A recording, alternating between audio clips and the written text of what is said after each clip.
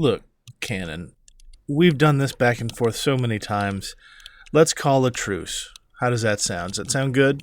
Yeah, I suppose. Excellent. Oh, Jonathan, it's good to see you. What's going on? Why do you have that? Oh my God, Cannon, look out!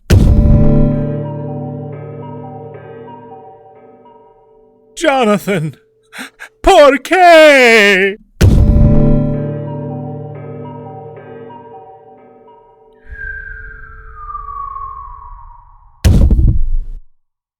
It's a Travolting Development. His movies are kinda shit. 15 years without a hit. Hey! It's John Travolta! The first question on Google is Swordfish a good movie? Well, that's what we're here for. We're here to find out. We're here to answer the age-old question. Tonight, yeah. It's not really, but... That question will be answered on the newest edition of Travolting Development. Hello, everyone. I am your host, Cannon. We are recording, right? Mm-hmm. Yeah, I heard myself, so I kind of figured we were. Well, I mean, that's still coming through these headphones regardless. Yeah. So. Sometimes I block it out, sometimes I don't. It's kind of like an Almond Joy. Sometimes it depends on the placement down here, and sometimes it's weirdly loud, and sometimes you can't hear it at all. Yeah. But welcome to Travolting Development, where everything is green, everybody's wearing sunglasses, but it's not the Matrix. And if you have a Sharpie, you too can have the sickest pinstripe soul patch you have ever had in your life. I will be your host today, that Cannon guy. But of course, along with me are the people that don't have bombs strapped to their chest with multiple ball bearings on it. I mean, I don't. But, you never know. Maybe I just decided I can use my eyes. I'm wearing a big shirt. Yeah. Maybe I got some stuff under here because, I'm your boy Shimmy. Like a Dark Knight scenario. That was not like on the invitation. I left mine at home. And sometimes I like to go boom. I think that's in a different capacity. Sorry, I just came back to reality. Whoops, there goes gravity. My name's John. Jonathan, real quick, what is your disassociation count for this film? All of it. Yes. Oh, man. Who else is here? Well, he can't hear you right now. What? Yeah. Yeah. What? You first, Pat. Oh, hello, it's Postmodern Pat. It's Postman Pat. Wow. Gimmick infringement out the gate. Really, I feel attacked. And as the new tradition, it's not a new tradition, it's been a thing since the second episode. This is Frank. Postman Frank's here! Yay! Hey! As I'm reminded repeatedly, I did dodge the fanatic, but for the rest of the Travolting Development, I have been here. We're going to find a way to make you watch that. Yeah, it's bad. We're working on it. We're very, very sneaky. We got some things in the works. May have a wager in the future. A wager, to see. But we'll just see. But, today, it is the 2001 film Swordfish, which I haven't seen this movie, and it has to be well over 10 years. Yeah, it was a while for me, too. Yeah. I forgot. I remembered a lot of the craziest bits because, God, how can you forget?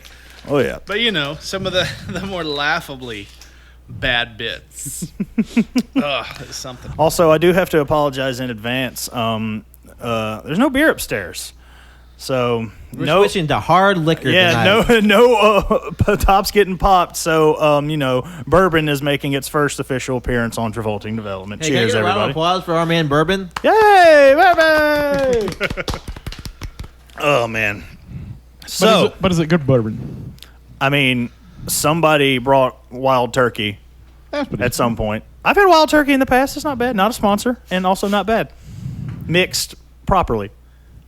See, I have no point of context. Yeah. I'm just thinking about turkey as in the food. The turkey's great, too. Like normal turkey? I fucking love turkey. Me, samesies. I do enjoy the Crown Royal. It comes with a free dice bag. I enjoy Ooh. butterball turkey. I enjoy the sliced turkey you get in the deli. Oscar Mayer sliced turkey, the honey turkey. Otto's Honey being turkey attacked. Is what? Otto's being attacked. We already have insect. He's pointing at Otto Otto on the mic stand. Yeah, We okay. already have the insect attack for the episode. There's a fly on him. Oh, goodness gracious. And So, now it's headed for you because you called him out. Yeah. all right. So, Swordfish was directed by Dominic. Is it Cena? Cena? Or is it Senna? I don't know. It's Sena. It's not that Cena. You couldn't see him.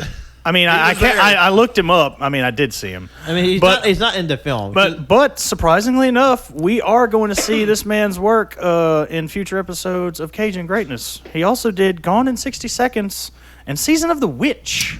You know, I didn't hate Season of the Witch. Like I didn't see that. It's not bad. It's a lot like this in certain respects, in that it's completely batshit insane and over the top, but enjoyable in a weird way. And let's not forget what got him to the dance. Before he did all those movies, he directed a shitload of Janet Jackson music videos. That explains a lot. Yeah. He did a lot of music videos for a lot of other artists, but it seems like Janet had him on payroll because did a lot of her music videos. And his major film debut was 1993's California, spelled with a K, starring Brad Pitt, Juliette Lewis, David Duchovny, and Michelle Forbes. I've never seen or heard of that. I think that was Pitt's first movie. Really? Yeah, it might have been. I'm not too sure. But a little fun tidbit here before we get to the nitty-gritty and talk about how we feel about the movie. According to Metacritic, Sir Dominic is the 7th worst film director of the 21st century. 7th worst. The 7th worst. Top 10. Who did he beat out from not getting number one? Well, they didn't work on this film, so I didn't bother looking. But Yui Bowl was number 2. I did remember seeing that. Well, who the fuck was number one? I don't know, some guy I didn't know. I need to look that. Yeah. Where It's Jim, Metacritic. So Jim, worst. you are in front of a computer. Yes. I'm also Metacritic. holding a phone. I don't want to mess with a computer because it might mess with a recording. Fucking pick one. I'm Metacritic's curious. worst film directors of the 21st The hostilities century. have already begun. Look, if somebody tells me there's a director worse than Uwe Boll, I have to find out who they think it is and why they're wrong. Because like the only other person I could think of would be Neil Breen, but Neil Breen's funny. Or Fred Durst. Well, Fred Durst was Someone else, another film. Is, Would you consider him a director, though? I mean, on In the paper, most he has done the technical thing. sense, Yeah. in And that he the- did direct Uwe a Boll's couple worse movies. just in terms of quantity. That's the Yeah. only reason. They did have some weird criteria, though. I didn't like screenshot that or anything, but He had to direct more than 2. like movies like straight to DVD and stuff didn't count for some reason. All right, do you want to know what? What? Yeah, I mean, Not as cut and This is dry as you thought it was toughy. going to be. Yeah, it's Friedberg and Seltzer, who are known for such classics. Disaster movie. Yeah, epic Oh, movie, date movie, God. Meet the Spartans, disaster movie. I mean, Yeah. You know what? I'd say that's Yeah. fair. I would say that's fair. Those are kind of supposed to be bad, aren't they? I would. So- Shit, I would. But I would they're have just to. bad. Like Like that would just be a two-way tie for me. But for some reason, the guy who's number 3, he did the Pokemon movies. Like the American, Pokemon the movie 2000. like is it like the American like dub or just the actual Japanese director of the? Just the Japanese director. I mean, granted, I've not seen Pokemon 2000 since I was a wee lad, but like, I thought that movie was all right. I mean, I can't. I think this list is a little sus. No. You know, so far. Yeah, I mean these are. Oh, okay, I think bad. we've like kind of pulled the dick a little too long. Who's actually on the list? Go down the list. All right. Excuse me. Of course, we start with Friedberg and Seltzer, Yes. and then it goes to Uwe Boll. Then Kunihiko Yuyama, I think that's how you pronounce it, the Pokemon director. Then Bryant Levant, who did Flintstones and Viva Rock Vegas, Snow Dogs, Are We There Yet, and The Spy Next Door. Wow, that is a collection of gems. Number 5 is Rennie Harlan, who's responsible for Driven, Exorcist: The Beginning, one of the versions, Mindhunters, The Covenant, 12 Rounds, and 5 Days of War. I don't know. I don't think he's... especially after Johnny Whitesell's number 6, and that he's C Spot Run, Malibu's Most Wanted, which should get him top 5 by itself. That's not a good movie. Big Mama's House 2.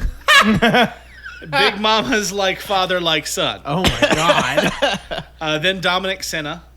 God, I'm still reeling from the fact that Malibu's Most Wanted is a fucking movie. And then Stephen Brill, who did Little Nicky, Mr. Deeds, Without a Paddle, and Jill Bit Taylor. I don't 3 of those are fine. Yeah, I mean, those are definitely not the That's worst basically of the Adam Sandler Sandler's movies. in-house director. Little Nicky is bad. I love Little Nicky. Like, it's not good. It's not enjoy good. it. I love that movie. Like, Without a Paddle is legitimately a fun movie, though. Like, I won't hear That's any the slander movie for with that shit. Seth Green, Dax all right. Shepard, and Matthew Lillard. Yeah. Yeah. It's a fun, solid, and Mr. Deeds was actually really heartfelt for a Sandler movie. Huh? And then I Dennis like that one. Dugan is number 9. He's responsible for Saving Silverman, National Security, The Benchwarmers. I now pronounce you Chuck and I'm sorry, I'm throwing a... Hey, I will not. Hey. All right, Eric, you can just hold the goddamn phone right now. Anybody who has any ill will against Saving Silverman and the Benchwarmers can have a good goddamn conversation with this Look, guy. the only reason I don't like The Benchwarmers is because, please excuse the crinkling, Jonathan has chocolate-covered peanuts. The Benchwarmers because Rob Schneider is such a shithead now. Yes, that's true. But okay, for Dennis Dugan, I'm not gonna be shitty about it because he also did You Don't Mess with the Zohan, and I fucking love You Don't Mess with the Zohan. And I'm sorry. I'm a little Pokemon biased, but like I do not. For him to be like number 3 on this list, it's like what? And then number He 10. must have done some, like, garbage. No, it was just Pokemon. It was Pokemon the movie 2000, Pokemon 2, Pokemon 3. It was the Pokemon movies. That's all that guy's on there for. But they're not bad.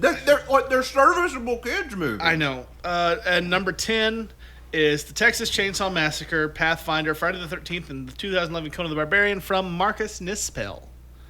So yeah, fuck that guy. Fuck that guy in particular. How dare I don't know. you. The remake of Friday the 13th wasn't the worst out of all those horror It wasn't remakes. terrible. I just hate him for Conan the Barbarian. I hate everyone involved. For what reason I exactly? wonder why. Actually, it's that one. That one's not even purely for Momoa. I hate everything about that movie. So, Swordfish it's starring Hugh Jackman, Swordfish, yes. Halle Berry, hope you enjoyed the preamble. and Don Cheadle, and of course John Travolta and his gross soul patch. It's so bad. It's- not even a it's patch, drawn it's a soul on. line. Like, that was my Sharpie pit from earlier. That motherfucker was drawn on. But anyway, we're getting ahead of ourselves. We're going to go around the goddamn room, and we're going to say how we feel about Sure. this movie. I like it. Yes, we'll get up and walk around the room and give our reviews. While I playing think musical chairs to the soundtrack to this movie. I feel like that would be difficult given the sound setup. but We you can know, make it whatever, happen. We'll we try. can just slide the tables over No, we'll live just- on the show. It we'll wouldn't just be the weirdest thing that has happened on this fucking Yell show. into the true, general very direction true. of the mic as we're walking around the table. But- Now, I will I say mean, we've done that before. it will get hard once we get to this end. You'll have to climb underneath the table and avoid the wires. I will say I'm very interested because I did pick this movie. I didn't do what I did last time and put it in a wheel.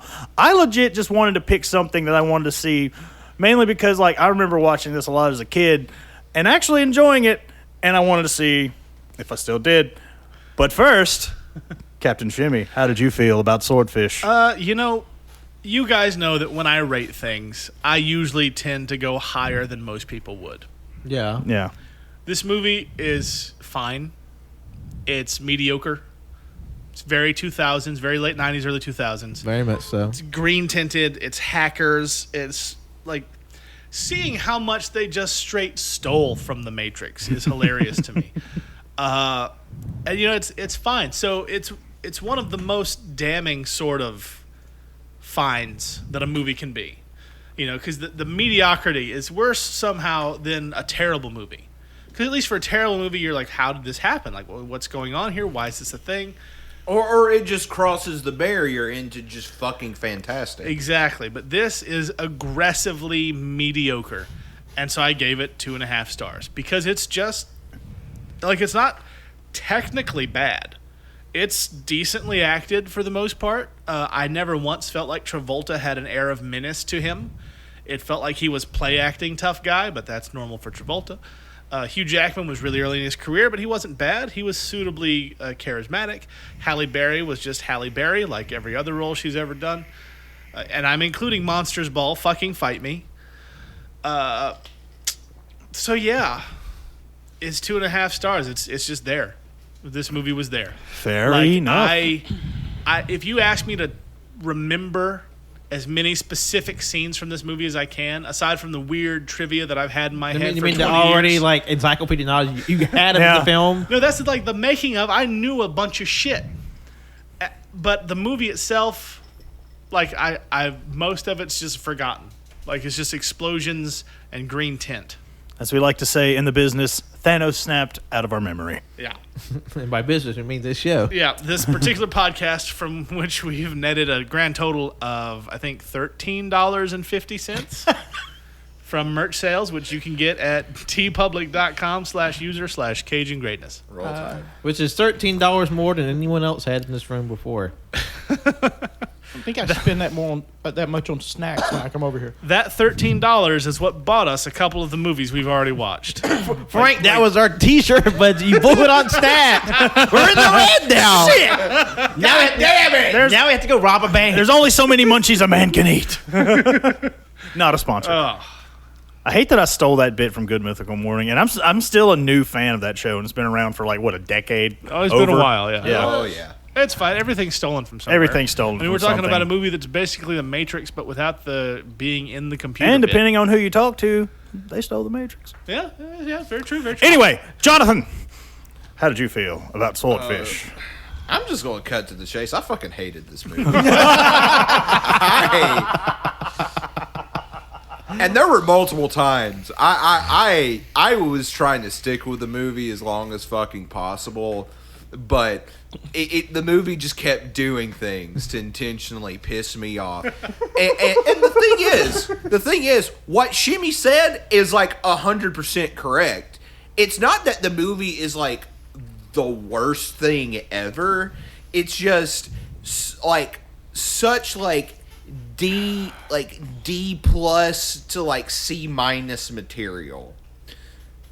The stuff that like barely scrapes by is like, okay, this is technically a movie. I will say I will push back on the acting bit. I think there like some of this acting in this movie was just outright bad. Oh no, It's like- some of it was bad, but like the lead stuff was fine. Yeah, well, I mean, like to me, like Travolta in particular was really fucking stiff, and like with Hugh Jackman, this is like one of his first like big movies. Yeah. Because what X-Men was what 99? The year before? No, 2000. was right? two, oh wow Yeah. Yeah. Well, Travolta was trying to be menacing, which is why he's so bad at being menacing in this movie. That just comes off as stiff. And we talk about the dude's fucking soul patch, but his hair, it looks like a Lego piece.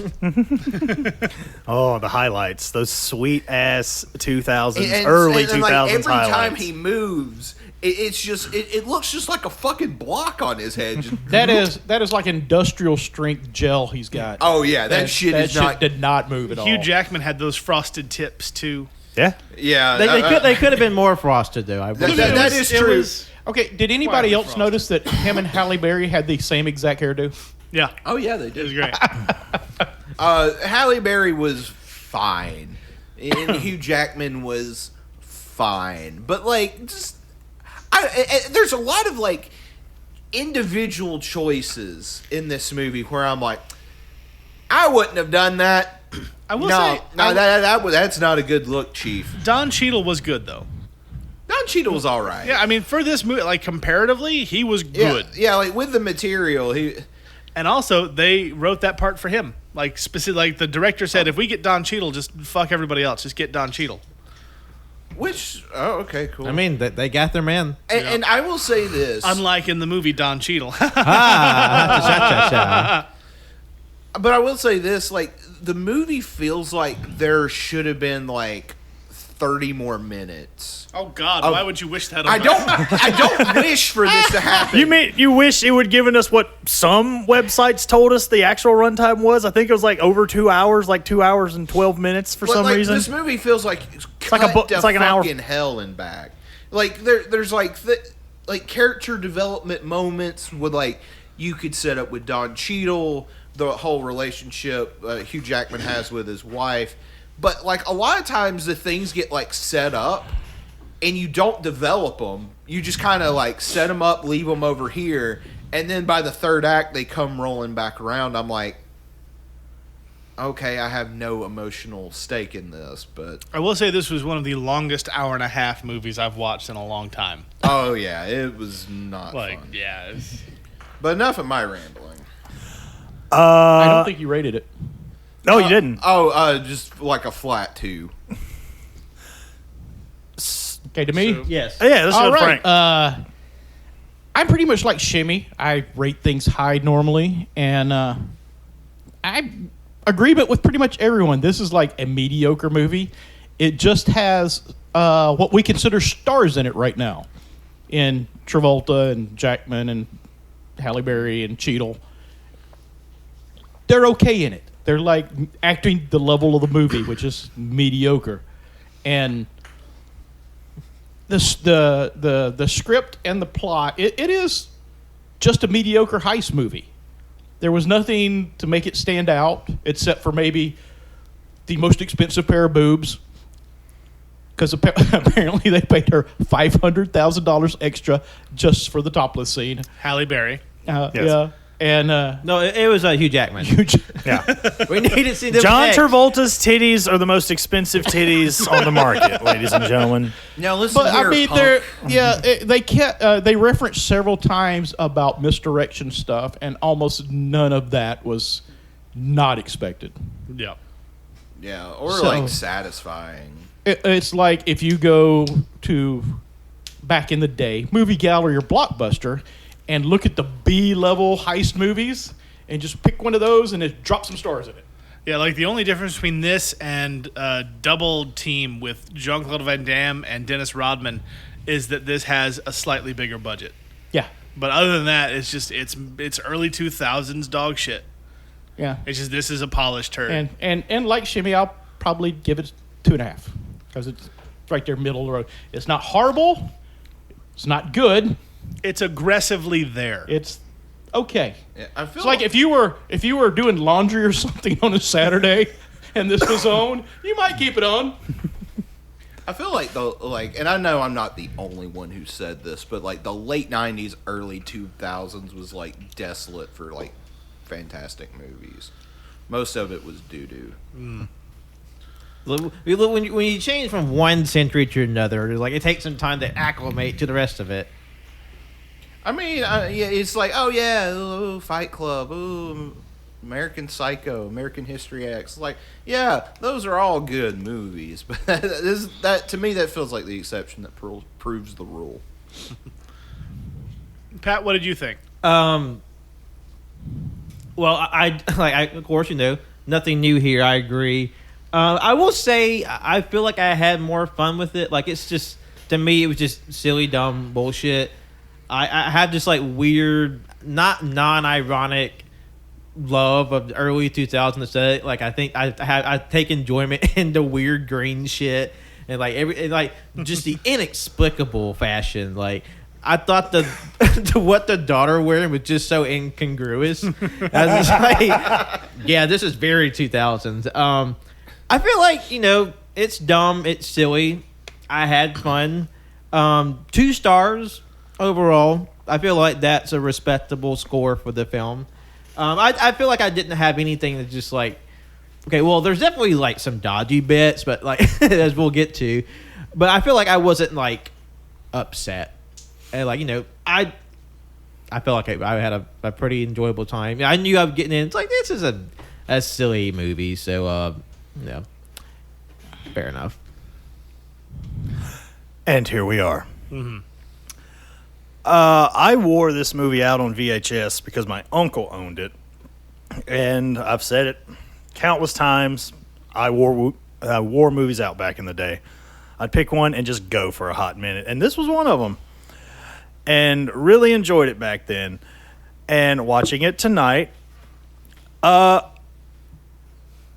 can't lie. Not a lot has changed. The rare instance here, I enjoyed this movie a hell of a lot more than everybody else did.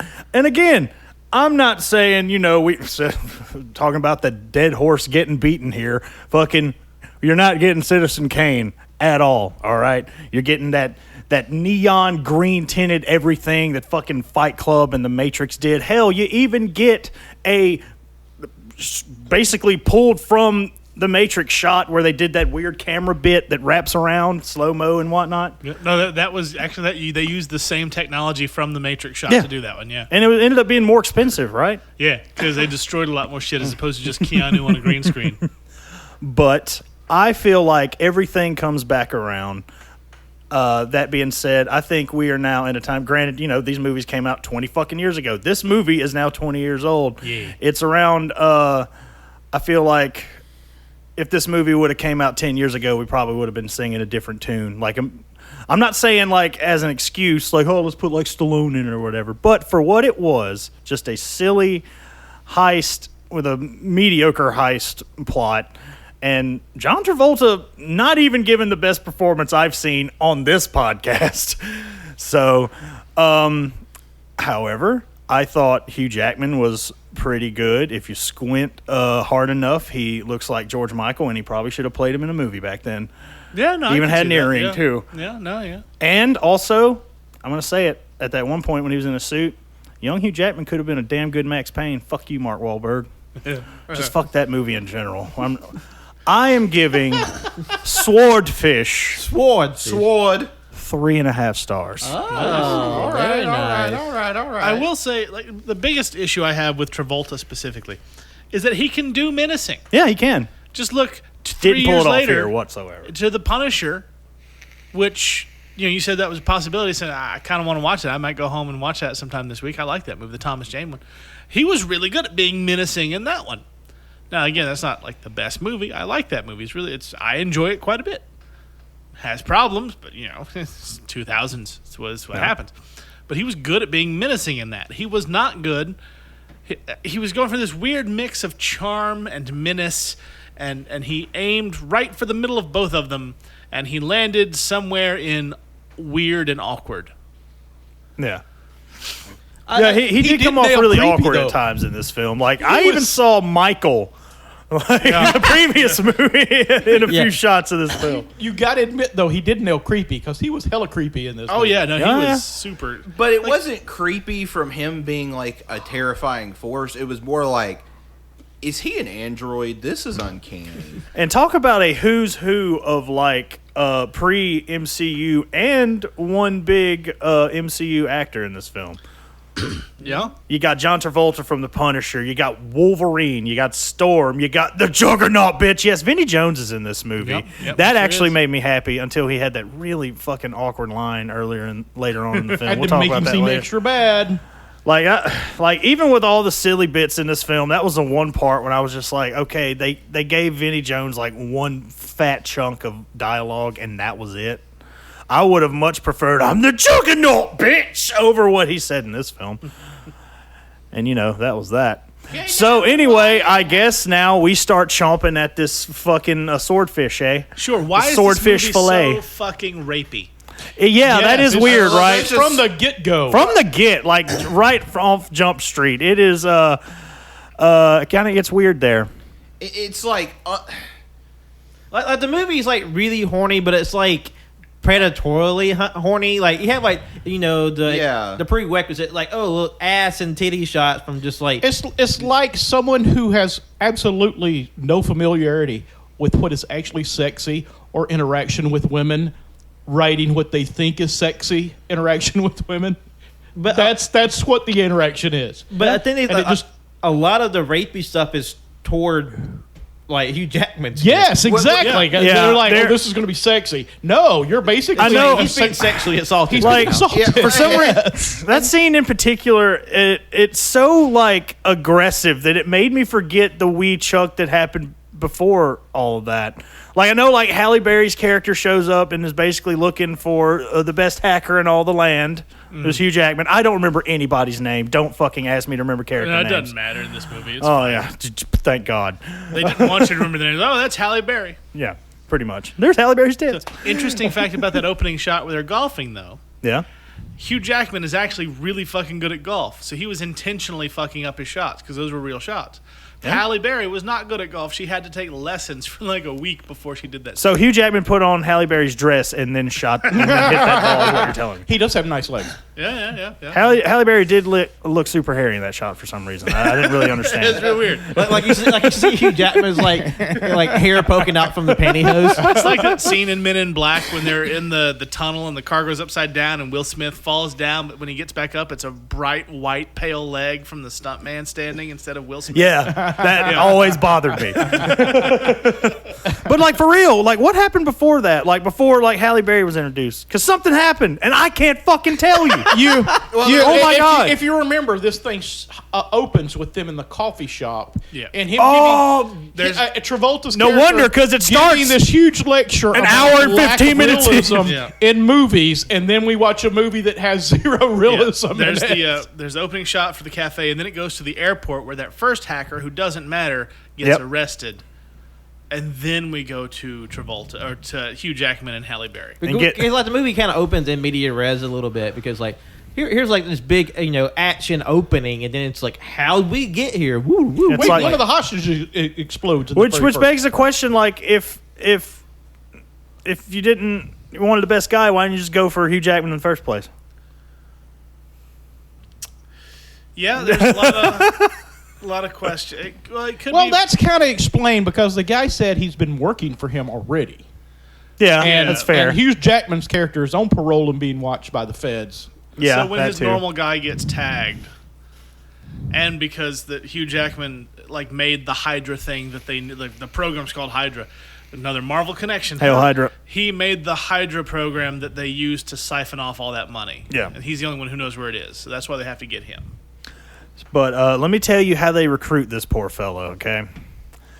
So, by the time Hugh Jackman meets John Travolta, he's like, hey, can you crack this, what was it, like CIA database or something? DOD. Oh, yeah. A Department of Defense was like, no, I can't crack that. He goes, In 60 seconds. It's like, yeah, it's like the best cracker can do it in 60 minutes. I need somebody who can do it in 60 seconds. At this point, he has a gun to his head from the Juggernaut, Vinnie Jones, while receiving fellatio from some woman that's been sitting next to him the whole He's getting time. his dick sucked. Yes. Yeah, and it's very not. From a rando. Yeah, it did not seem very consensual. No. No. It wasn't. No. No, it They wasn't at all. yanked his That is- arms behind him. Yeah. And then, Well, they had to let his arms go to fucking type away at the keyboard while And- he's and of trying to course- hack into And of this course, thing. the movie doesn't even acknowledge it as such. But it was like, you didn't have to have that element to it at all. You could literally just have the gun to his head, and that be it. Because that's enough tension right there. But it's kind of like they had like a sexy quote in the movie. You have to have this much sexual content in your film. Just like, oh man, make him get his dick sucked. But what I thought was kind of like weird and funny is like as like Hugh Jackman's frantically trying to like not bust while he's typing away. Is that Hugh Jackman's like, yeah, she's really good, right? Like get my best dick sucker on the job over here. Like it's just so bizarre. And this, like you were saying, it's so like uncomfortably, like creepily and predatorily horny. Like and on top of that, like a lot of the movies around this time had this like fucking grime filter over it that looked like everything was covered with the hepatitis alphabet. Yeah. But if you put it on Breaking Bad, everything's okay, though. So, I mean, I'm just going to say it. I love Breaking Bad. I There's speak a much the truth. tasteful way. Like Breaking Bad, it makes everything like cool and like westerny and whatnot. But no, and this just makes it gross. It's like everyone is just like right before they get ready for the shot. It's like, okay, everybody line up and then just like spraying with bacon grease. Yeah, it's like everyone in the shot looks like they would smell like salty garbage. Yes, Hell, I'd argue Training Day did it before they did. everyone has swamp ass. Not really green, but, it had that brown tint over everything. It's like they realize Ooh, another that great color movie. I love gels that can movie. go over the camera lens, not just the lights. It's called the gritty filter. Yeah. It's like the Fight Club There's a- fight scenes, but dancing instead. Yeah. I love how this movie. It's like you can tell like what Hollywood is just figuring out. Like it's just figuring out the internet. It's just figuring out EDM and electronic dance music Yeah. and techno, and just figuring out nightclubs, dance club, that's a thing. Yep. I love how every movie like this tries to make hacking look sexy or interesting when it's just some nerd sitting at a keyboard clacking in letters. It's That's, usually that's not even all the it clacking. is. They just start a program to run. Yeah. And then just wait. Well, I'm saying that's what it really is. It's not the cute little geometric designs and stuff that Hugh Jackman had flying all over the screen to his techno music and dancing around and trying to make it something that's mind-numbingly just boring, interesting to watch on screen because it's not. And they failed because it is still fucking boring. Still boring. What I thought was, I think it's funny, is like John Travolta introduced like, okay, this is your super hacker computer. You're going to break into the treasury and get this money. And it's usually just a regular computer with like 7 monitors on it and like just like really stretched out. It's like, it's not even that big. And like, of course, this is like before like regular on it could tell like what a supercomputer is. Like, oh, a computer is more powerful when you have more monitors on it. Yeah, because that's how that works. Oh, well, it was super cool because they had this thing designed going from one screen to another. in a God, that thing circle. looked like it was rigged with PVC pipe. It was dumb. Another fun fact, all of the screens were blank during the making of the movie, and they put all the screens and shit in post. Oh, why am I not surprised there? Yeah, there were a lot of CG choices in this film. And I was like, why? Like that. I mean, I get why. There's a scene where like one of the ball bearings that are strapped to like multiple like human claymore mines, and it like rolls up in Hugh Jackman's face. And I know that it has to be CG to get the effect that you can see his reflection in there. But God, it still kind of looked like Dookie. And the blood. Don't But forget the blood. I will say in the movie's defense, like the CG wasn't like offensively bad like a lot of movies at this time. It's definitely dated, but it's not the worst I've seen. Because they Yeah. didn't do that much of it, so that was good. I mean, well, like, that Yeah. too. there's, like you have like this I guess the CG just to kind of make the tracking shot of the big like 360 explosion and the little like pachinko ball roll. So like what little CG there isn't offensive. I will say one of the things that I was sort of impressed by is just kind of like the certain scale of a lot of the practical stunts, like with Yeah. with the helicopter coming in to pick up the bus and flying the bus through the city, like that obviously took a lot of time and effort. yeah, and that money. was So cool. that was pretty solid. Yeah, that was cool to look at. They did a really good job with the visual effects. And that's why the movie cost so much to make. Like a Because stupid amount of money. Yeah, a stupid amount of money and did not make much at all because it was not a good movie. It made it cost about $100 million to make, and I think it made something like 140, 150. 147 million, yeah. Yeah. Sound like they got a robber band to recoup. I mean, that. they made some money, but not that much Yeah, back. that was globally. Yeah, like, that was globally. because they never put like the production or the promotional costs inside the overall movie costs, and it was easily 20, 30 million because that movie was everywhere, like on the commercials, the ads. I wouldn't be surprised if they lost money on that when all was said and done. Yeah, once again, remembering the comic book ads for Swordfish. I was about to say, like, Swordfish was totally a movie that had fucking comic book ads. Yeah. I could yeah. see that right now. Yeah. Yeah, See, because it was grainy and black and white, except for the green logo that was that Matrix font. Just the three of them standing there. I would say put it in today in a very, very recent parlance, was Swordfish the Camilla Cabello Cinderella of its day. Oh God! Now, Fucking kill me. now that shot that was pulled from the Matrix, I will say, it was a fucking rad ass shot. Yeah. I did enjoy was- that shot. Yeah, I think I read somewhere that when they were editing it, it had them so fucked up they didn't know what was real and what was like CG by the time it was done. They're just like, oh God, what just happened? Well, they got confused by all the green that's green. We can't tell what's the real green and what's the fake green. Like, I will say it had more of a. I don't know if it was just our TV or it had like more of a blur effect as like the rotation was going. Oh, yeah. I feel like what I remember of at least the first Matrix movie, it looked way cleaner. Yeah, well, I think like having it clean here wouldn't have worked as well. Because the thing is like the movie starts with that god awful pretentious ass fucking speech that John Travolta gives. I'm like, oh no, here we go. And then that shot happens. I'm like, okay, that was pretty cool. and then It's just all downhill from there. and it never recovers, even well, up to the that. peak. rapiness begins right after that, so then Yeah. it's like gives you a bad taste to. Like I feel like so uncomfortable like during the whole thing. I was just like, Yeah. Because not long after that initial Hugh Jackman rape scene, then you have the scene where Halle Berry's topless and it just lingers. There's no good reason for it to be there. And then shortly after, like, that's not counting Hugh Jackman in the movies, the porn star ex-wife who's keeping their daughter from, who's also addicted to all of the opiates and married to the porn producer who puts her in movies. They make a point to, like, oh, porn star sleazy bad. That's the whole thing. Like, the director actually told the actress, make them hate you in the first 10 seconds. And it worked out because she ends up very, very dead.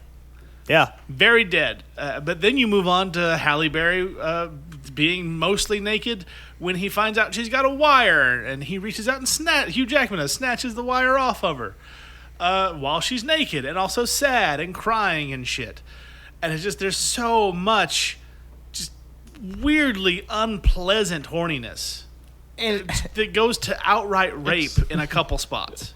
It's just so weird. Like I feel bad for Halle Berry in a few instances because like she's kind of just there to be like the sex symbol, and there's she's the femme fatale.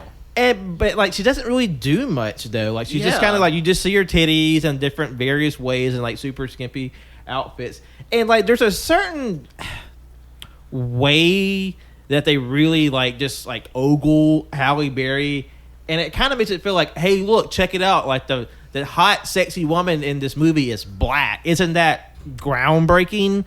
Like it seems like a little weird, and that is like later on juxtaposition with the fact that basically a black woman is lynched on fucking on the screen. Yeah, forgot about that. They hang her by a winch, like they fucking hang her. Yeah, and it just holds on. Like you see her in the background, and I am really uncomfortable. I'm like, I do not like any of that you did, and I know they probably didn't even realize it or think about it. They realize the implications of like, oh wow, this is problematic. Yeah, it's like you were invoking some very uncomfortably powerful imagery. For what necessarily? Like there are multiple things you can do in its place. Well, I get they had to put her in imminent danger of dying, and that's a good way to do it. The way they did it, however, the ramifications of lynching a black woman on screen, did not think through that at all. No. Plus, it just seems so weird that they had like this, like, oh, this is a tension moment because like the daughter just got safe and like got away. So like, oh fuck, we kind of blew her load there. Let's bring the other emotional attachment we have in this film, this other female character, this woman, and like put her in a harrowing situation, like not 5 seconds later. And it feels like. That point, it's like that's actually really clunky, and like the way they chose to imperil this woman is like a really objectionable way to do that. Definitely. And sort of jumping off a point you said, it feels like the movie opens up like a few plot lines, doesn't really develop them, and then kind of clumsily like shuffles them together by the third act. Like the whole thing with Hugh Jackman's wife and the daughter and stuff felt just really Very tropey. Yeah, and just like really out of place in this like neo-noir trying to be Hitchcock thriller. And what you're saying is one of the reasons why it's a mediocre movie is because they immediately had to make her and her new husband evil, so they made them immediately Just porn a financier and her a porn actress, and showed her drinking and doing drugs. So it's okay when they die later on in the movie. Yeah, like obviously like you had this whole like thing you can unpack like, oh, they're villainizing like the like porn and sexuality. Like, oh, if you do porn, you're just a strung out, druggy monster. You don't have any rules or morals or sensibilities. Very which, dated. That's not true. Yeah, Very dated tropey. That's what I'm saying. Yeah, well, and even before like sort of like the ethical concerns of portraying this character in this light, it's just bad writing. Like, and I know a lot of times, like, anytime when there's, like, sort of, like, a bigoted trope, it's, at the end of the day, just bad writing. And you can always improve that. It's like I can almost forgive the lynching scene of them not thinking that through if it weren't for the other stuff. Yeah, because there's a lot of other, like, really fucking uncomfortable stuff. It's not like this really came out of nowhere. Well, and to be fair, in the early 2000s, like, that sort of connotation, the connection between that wouldn't have been at the forefront of people's minds the same way it is now. And that's one thing, and that's why I think, like, it was definitely, like, unintentional, but as a viewer in 2021 looking at it now, it's like, you had the benefit of hindsight, and, like, although part of me kind of feels like that's such an egregious moment that no one thought of that. I mean, I'm sure there might be somewhere some reviews be like, blah blah blah, it wasn't this fault, but, like, yeah, obviously we do have, like, the benefit of, like, 20 extra years of, like, cultural, like, understanding about why certain things are, like, messed up. It just feels like if you could go back in time and ask them, like, hey, why do you have a lynching scene? Their response would probably be something like, well, we didn't even think about her being black. We just needed her strung up so that she would slowly suffocate to motivate Hugh Jackman to hack better. It's like they probably would have, like, if they had any other ethnicity of an actress in that scene, they probably would have been the same. Well, they wanted Bridget Moynihan to play that character, but she didn't want to do it because she thought the movie felt sleazy. she was 100% nail on the head with that one. That scene was probably in there before Halle Berry got Oh, cast. I'm sure. And you know, and this is before, like, sensitivity viewers or readers were much of a thing. So. And it was also 3 years removed from Halle Berry starring in the movie Baps. What? You've never heard of Baps? What the fuck I is totally this? know what that is. Well, this is something that I saw on the, and I'm not going. You're gonna have to, listeners. You're gonna have to look this up yourself. I'm not putting this on the socials, but it was all over the video stores. It was a comedy, and it's called Black American Princesses. And I'm going to show our lovely co-hosts the picture now. I'm familiar. Oh my god! What? I am familiar. Yeah. So just go ahead and take a second and look that up, listeners. Or don't, because that's really fucked. But, yeah. I've seen I most will of that say- movie accidentally. That movie was directed by a black man, though. Yeah, I just want to give you all a little overview of Halle Berry's career for about 7 years. Starting with 1994, she was in the Flintstones. Yes, she was. She was the secretary named Sharon Stone. Yep. I remember that. And then she went to Executive Decision. And then Race the Sun, Rich Man's Wife, Baps. And then she was in Bulworth. Oh, which, yeah, she was in if memory Bulworth. serves, was much more racist than a lot of these movies. Yeah, it was. It's been 20 years since I've seen it. I have nowhere to go back. God, I've never heard of any of these fucking Then movies. Why Do Fools Fall in Love? And then that is not a surprise, Jonathan. 2000 is when she did X-Men, followed up immediately by Swordfish, and then Monsters Ball, for which she won the Oscar. I do not think it was deserved. When was she in that movie with Eddie Murphy? Boomerang. Boomerang. That was 92. That was 92. before Flintstones. Okay. Then 2002, Die Another Day. Yeah. She was a Bond girl. Then X2 in 2003, followed by Gothica with, if I'm not mistaken, I remember that. Robert Downey Jr. Yeah. And then she went to Catwoman. Ooh. And then she went to X-Men The Last Stand. Oh, excuse me, you're missing one. She was also in Robots. Yeah, she was. That's a voice role. That doesn't count. I don't know. I think voice acting is just as valid as regular acting. Well, you mean Not to tell when me you're already a celebrity who's only doing it for the paycheck so they can use your name for recognition. I mean, that's definitely how the Disney adaptations of the Ghibli films tend to work. Yeah. And then I mean, it just most of the dubs tend it was to be just down. all right. It was downhill from there.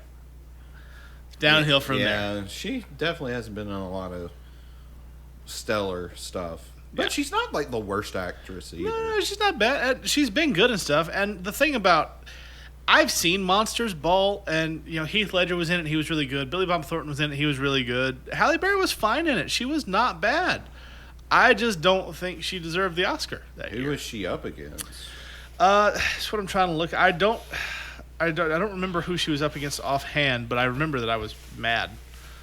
Let's see. Nominees. Talk amongst yourselves for a second. So yeah, Cannon, I apologize for us just like. All right, we're good. Never mind. I don't care anymore. Cannon's like, I Talk like amongst this movie. yourselves. Fuck y'all. I'm just hanging out at this point. My whiskey drink's gone, and I'm just gonna chill. Well, you should get a vodka drink. Or a I lager hate drink, vodka. Or a cider drink. And then we can sing the songs that remind you of the good times. I'm good. Songs that remind you of the bad. So she was up against Judi Dench in Iris, Nicole Kidman in Moulin Rouge, Sissy Spacek in The Bedroom, and the one I thought should have won because she was really good, shockingly good, Renee Zellweger for Bridget Jones' Diary. But that was just me. I have no stake in that race. I didn't even see Monsters Ball. I wasn't allowed to see Monsters Ball. I was still, I guess, a youngling. When Yeah, that I think came out. that's a very R-rated Well, movie. there's a scene where she and Billy Bob Thornton have sex, and everyone's pretty sure that they were Yeah. not simulating that sex. Like, there are heavy rumors that there was no simulation involved. So they're just like, you know what? She also had a really bad Southern accent. Fuck for real in that movie. Yeah. I mean, as long as it's consensual I mean, and they were safe. Which is more than we can say for Swordfish. Yeah. There was a lot of non-consensual in that. No, they were not safe at all. Like, it was mentioned earlier. I saw this little tidbit. This room full of herpes, I think someone said. What tidbit did you see, Cannon? Vinnie Jones was gung ho to do this stunt, but John Travolta was like, "No, I think you should let a stuntman do it." And the stuntman, the cable that was supporting him, snapped, and he fell like 70 feet and broke his back. Yep. Shattered his spine. he landed holy shit, John 70 feet on a Travolta concrete floor. actually saved a life. Did that guy live? I didn't read anywhere that he died. No, he lived. Yeah, he just but had a real bad still, day. that's a very bad day. Yeah. What other little tidbits do I have? Apparently, John Travolta and Hugh Jackman, in between shooting scenes together, they would sing show tunes together. Specifically fun. from Oklahoma, if I remember correctly. Yeah. Did I can that a see lot. that. Yeah, Yeah, I could see them doing that. Like as when well. you first said it, I was like, "That's odd," and then I was like, "Oh wait, they both have musical theater backgrounds. Yeah. Never mind. Yeah. That Yeah. makes Yeah. all the sense in the They're world." theater kids, don't you know? And fun fact: all the talk about misdirection in Hugh Jackman's ear led to his role in The Prestige, Huh. which is not true at all. But still, Oh, that would have been cool. I mean, it's a little like funny like happenstance. Because Prestige is what, like 3 years later or 5 years later? I think it's a little farther. I think I thought it was at the early 2000s. Yeah, like I was 05. in college when this movie was in theaters, if I remember correctly. I want to check Letterboxd. I'm checking. I do love The Prestige. Yes, I'm- fantastic movie. That's like the one Christopher Nolan movie. That and Inception, I really want to watch. Well, Prestige is really good for a couple reasons. Is one, because it's Christopher Nolan being fairly restrained, and two, it was a book, so he had to be restrained. So it's not just him filleting himself for these neat camera angles that come at the expense of the story. That's a deleted scene of him actually sucking his own cock. Looking at you, Interstellar. I fucking loathe that movie with a fucking passion. I still haven't seen that movie. You know, Don't I ever think, want to you see know, it again. No. It's bad. Don't recommend. It would be a great point counterpoint episode of AYCH. You have Colton Winslow, who that's their favorite. Until Blade Runner 2049, Interstellar was their favorite movie of all time. Oh, what the fuck? That would be an interesting point counterpoint episode. That's not even like that's almost the worst Nolan movie, let alone. Like, No, someone should just take Colt to the side and slap him around till he comes around. I mean, look, I think we There have. shouldn't be no debate there. They should be like, you still like it? You still like it? But I mean, I will say, in their defense, Blade Runner 2049 is a fucking fantastic movie. you know that one's great. I like it better than the Interstellar original. is trash. Yeah, only Nolan Interstellar movie- was just- Oh, The only Nolan movie worse is Tenet.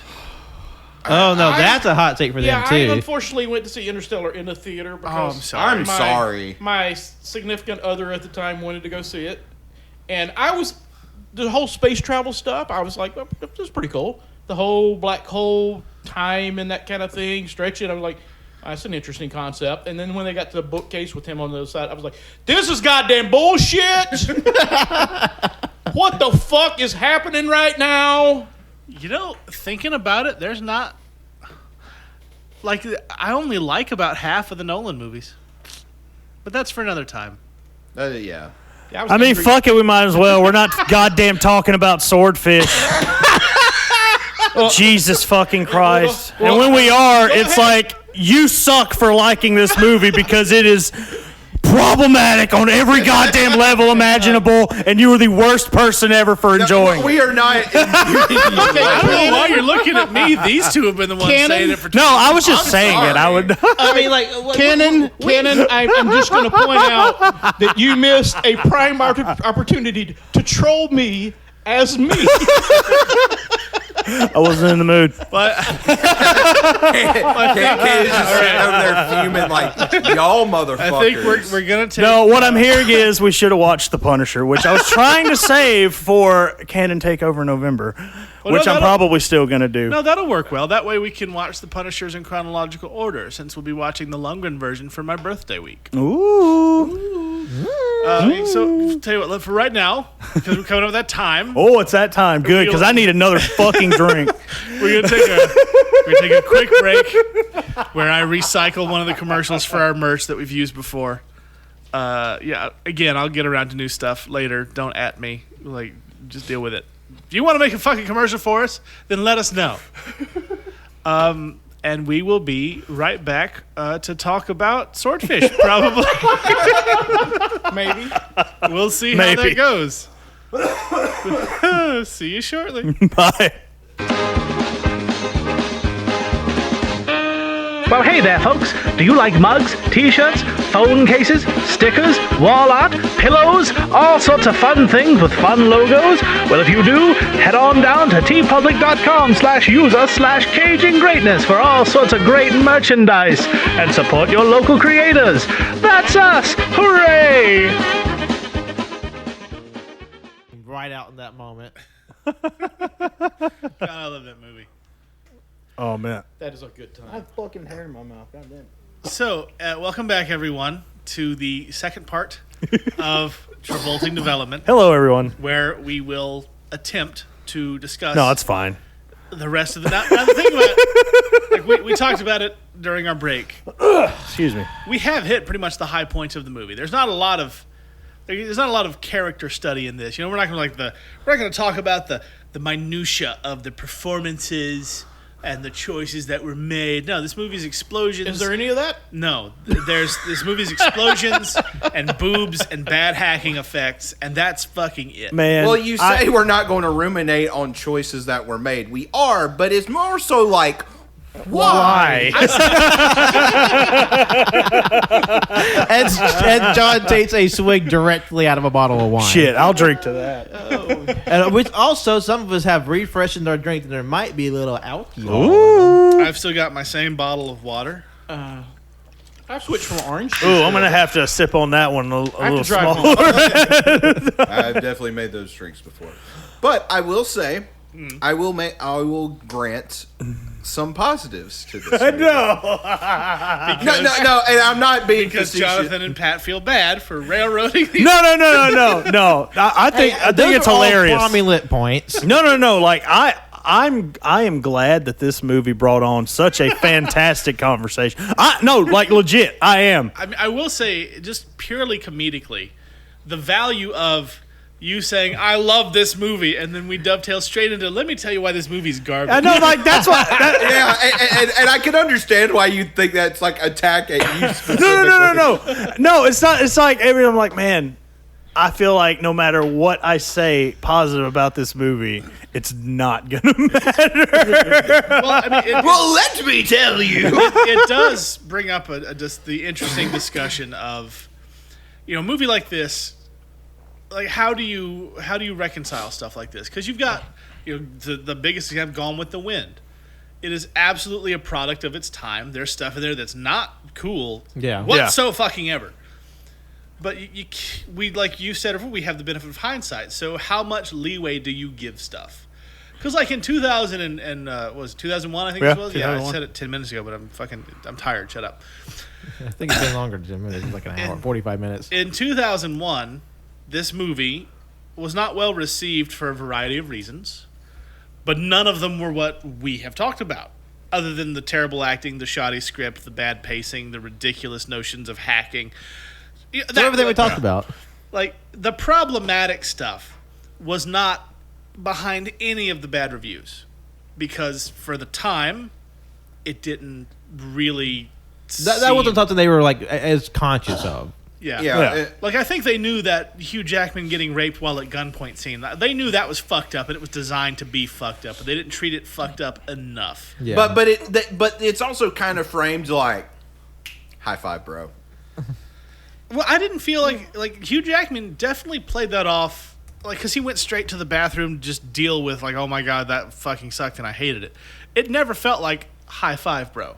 It felt like John Travolta was being a creepy bitch the entire time. Yeah, he was like done with the whole deal after that. So appropriately, like, this is not right. Yeah. I don't want anything to do with this. If this is what goes on, Well, we'll say it's just everybody else in the room was like, this is a Friday. he is kind of pegged with a kind of a double whammy at that point because Hugh Jackman and Halle Berry, they're in the bathroom talking, and then of course a couple of randos pop in, and then she just starts kissing him to they're just kissing, so they're obviously going to bail, right? But that was a lingering motherfucking smooch there. Yeah, like that was also Hugh and again, this goes to what we're saying. Like, that really fucking just legit rape scene that just happened at gunpoint, and now we're in the bathroom making out with Halle Berry, and you're not even just like. Like in a different movie, he'd probably like dry heave it into a toilet. Yeah. But then she like comes up, hey, this is really like spooky, like secret plan we got to talk about. Also, let's make out real quick to like keep the normies from finding out. But also, we're kind of gonna like it too. Also, I hate to stop you. We have to take a quick break to fix a setting on this thing before it bites us in the ass. 2 seconds. Bye. Right. Welcome back. Sorry for that. There was no break in there. That was just a quick little bloop. Which I'm going to add in post. Sorry. Continue. Yes, we've all talked out now. What the hell? We had some great bits. God. In the 3 like, minutes. we literally stopped recording for like maybe 2 minutes. I will reiterate what my biggest problem is, and it's a nerd problem. It's the fact that in the bank heist, they strap C4 and ball bearings to all the hostages with a proximity collar, like an invisible fence for dogs. Like, if they get a certain distance away from the trigger, they just explode. However, the amount of explosives and ball bearings they put on these people is enough to take out one city block each. They basically have a tactical nuke inside this bank with all of these people. Yeah, but it is ridiculous amount. Yeah, but John Travolta's character, it's pretty much heavily implied that this dude is the king of excessive. But he would know. Like, huh? He would know how much plastic explosive would take out like a car-sized area, which is basically what you needed to launch those freaking ball bearings everywhere. And now he wants to take out 20. He has like 6 times as much as on them. Because like John Travolta is extra as fuck when it comes to like blowing stuff up, because like we said, each person has like 150 pounds of explosive, and like apparently this thing like dynamite and C4 are just equitable because like they both go boom, so like they're interchangeable. Well, I think in certain circumstances one might be more potent than the other, and one have bigger boom, one have smaller boom, and then they had to just boom. like pachinko balls that just shoot out. To be fair, dynamite needs both pressure and an ignition before it explodes, whereas C4 only requires the ignition. Actually, it really only needs 2 hours on TNT on Wednesday. Waka waka. You should watch AEW. Not a sponsor. But if you're should listening be. to this the day it comes out, this Sunday is AEW All Out, an explosive pay-per-view that we're all very excited for, featuring the in-ring return of CM Punk. Not to mention a lot of heavy rumors that Bryan Danielson himself will show up. Plus, Adam Cole is officially a free agent. So who knows what'll happen? That's right. He could be there Wednesday. Mr. Dr. just Britt saying. Baker himself. Just to set up the pay-per-view, be sure to watch Friday Night Rampage at 9 o'clock Central on TNT. And then that is All Out on pay-per-view Sunday at 6 o'clock Central. Not an ad. Not a sponsor. No, but but God, we just want you guys to know we fucking love you. Tony Khan, you're the best. We are huge fans of AEW around these parts. Huge Big fans. Like, all of us. Like, literally. We love the wrestling. So, Frank, we'll see you at All Out. Yeah. Yeah, I already invited him earlier. Sunday. Live on pay-per-view. Sunday. Yeah, that's the one. Yeah. But how... I did remember something that Shimmy said during the watching the movie. This was June 2001 when it came out. I want to say it Yes. was June, yeah. Yes. June And 8th, we all know what 2001. happened a few months later. Yeah. Yeah. And the premise behind the whole heist was to combat terrorists. Right. And there are scenes with buildings blowing up. Yes, so a bit problematic later on in the run. They so- pulled the movie yeah. shortly after 9/11. And what's so weird is that literally it has this, like John said, Swordfish is the most prescient film in movie history. How like it sort of it predicts like a lot of like in country terrorism. Well, not only that, Hugh Jackman's character got thrown into prison for exposing the fact that the government was spying on people's emails, Basically the Patriot which Act. sounded preposterous At the time. in June of 2001. Yeah. Yeah. However, But now the NSA is listening to us as we fucking speak. Yep. So to the I would NSA like to say hello to agent, Fred, my personal FBI agent. Hi, Fred. To any NSA agent listening, let us know in the comments how you feel about Swordfish, okay? I mean, honestly, If you're listening. I mean, you might as well fucking give us a rating. Come on, 5 stars. And yeah, bitch ass. like, Oh, review, subscribe. if you want to come surveil us, if you want to come surveil us in person, just bring some snacks Sunday for the pay-per-view. Yeah, Yeah. It's gonna be a good time.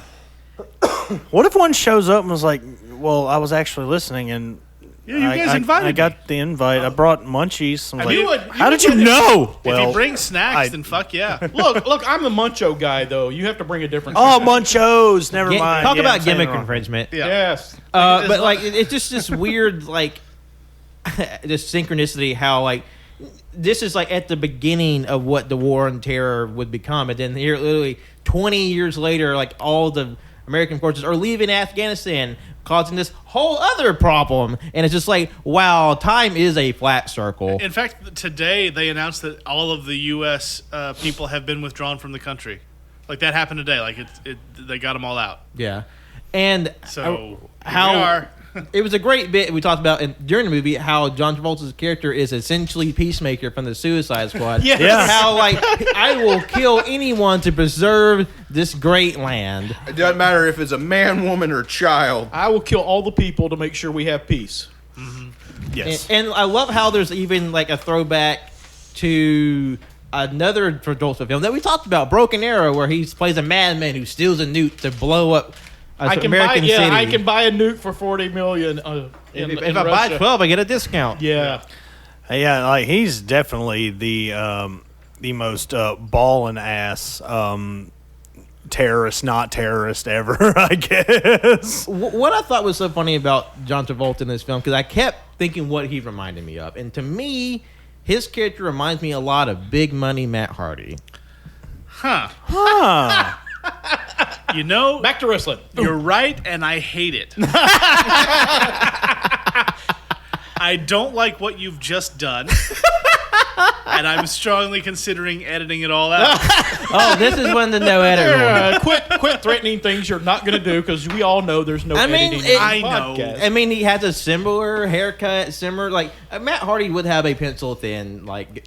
He has. in Pretty the sure past. he's had Yeah, he's numerous had that times. soul patch in the past. Yeah. Matt Hardy has more money than you.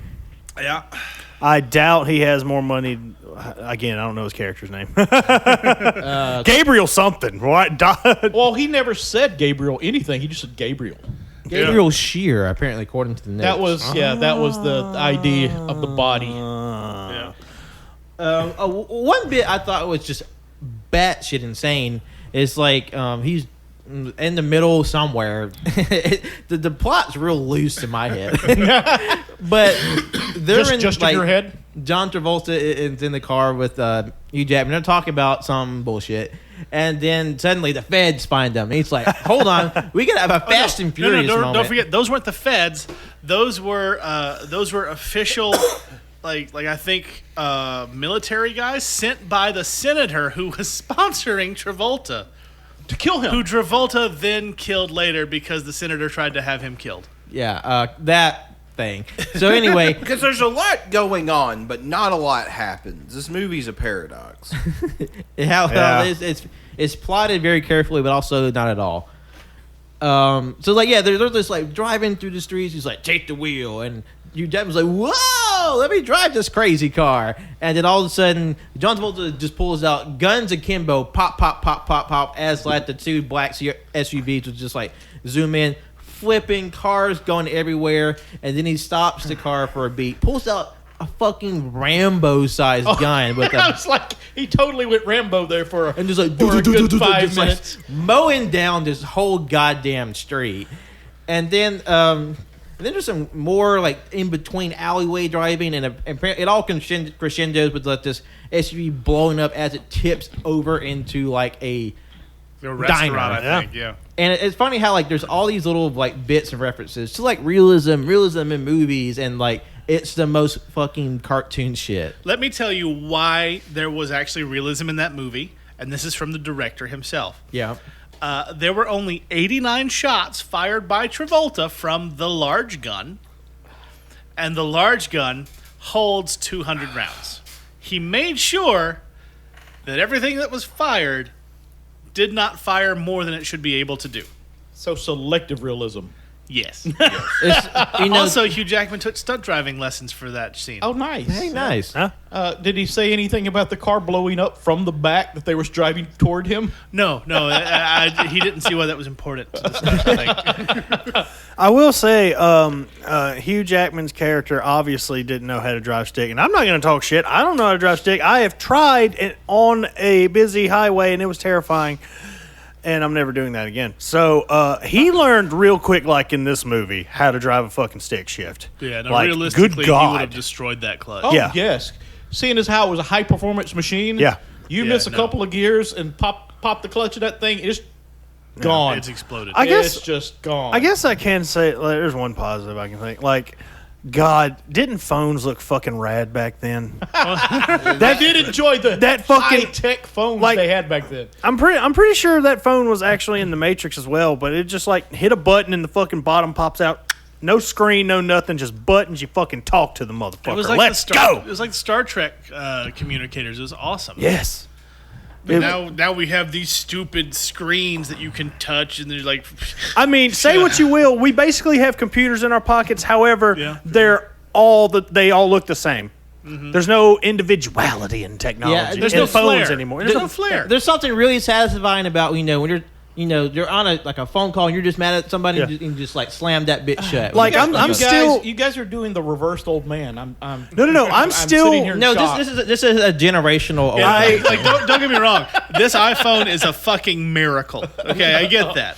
But Back in I'm my just day, saying, I had a phone that had buttons, and you just called people on it. we're just saying there's room for flair. There's room for performance, for drama in the phones of today. Not just like a case that has some fun picture, but like it's like, just imagine like driving along and your phone rings and you just hit a button and it goes flick and you go, talk to me, and like that's the height of 90s 2000s cool, right? Now it's just like, Siri, say the thing with stuff and answer the call, please.